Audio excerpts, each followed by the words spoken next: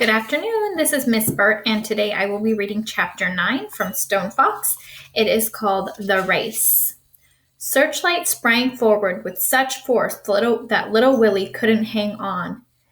If it weren't for such a lucky grab, he would have fallen off the sled for sure. In what seemed only seconds, little Willie and Searchlight had traveled down Main Street, turned onto North Road, and were gone, far, far ahead of the others. They were winning. At least for the moment. Stone Fox started off dead last. He went so slowly down Main Street that everyone was sure something must be wrong.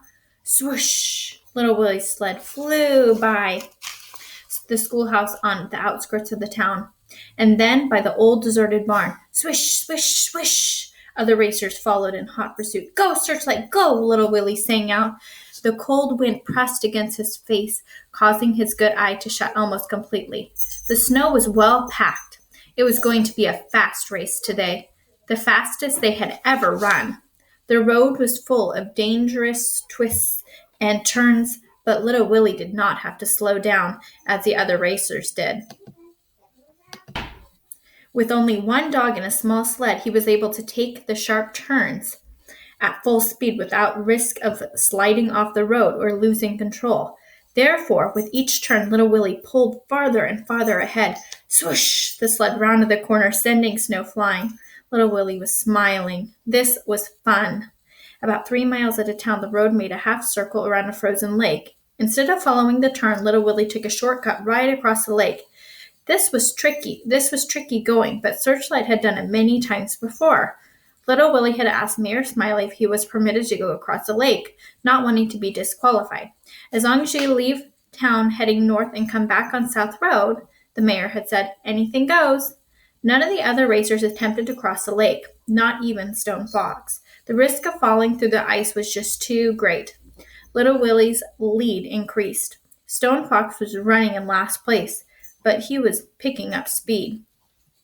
At the end of 5 miles, little Willie was so far out in the lake he couldn't see anybody behind him when he looked back. He knew, however, that the return 5 miles going back into town would not be this easy. The trail along South Road was practically straight and very smooth, and Stone Fox was sure to close the gap. But by how much? Little Willie did not know. Doc Smith's house flew by on the right. The tall trees surrounding her cabin seemed like solid wall. Grandfather's farm was coming up next. When Searchlight saw the farmhouse, she started to pick up speed. No, girl, little Willie yelled. Not yet.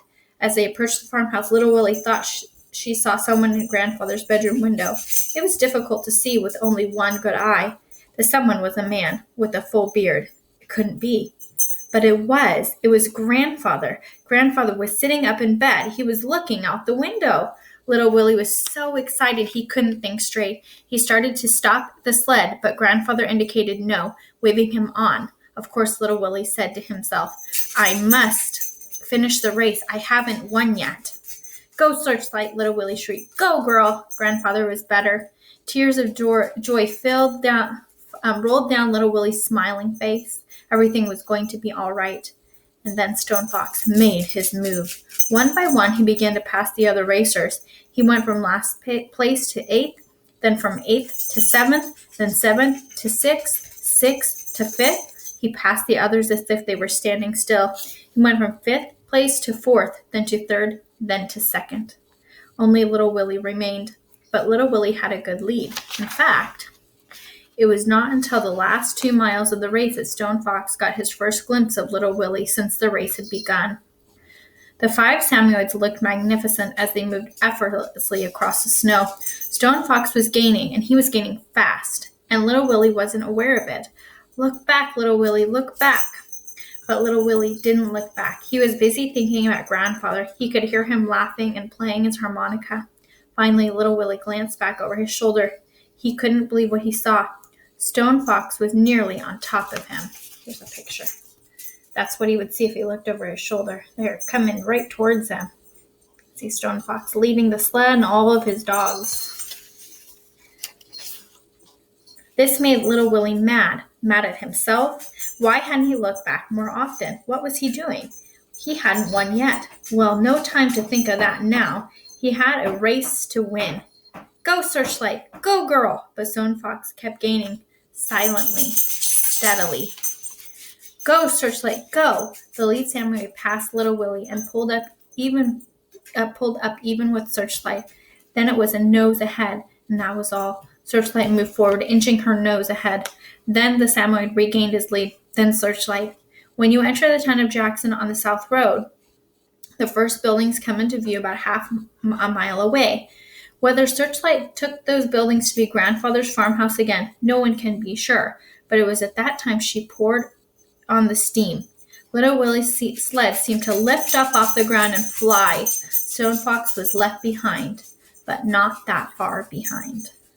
So tomorrow we will finish the story with chapter 10 called The Finish Line. So I am eager to see what happens, and that was surprising about his grandfather, so we'll see what happens tomorrow. Okay, bye.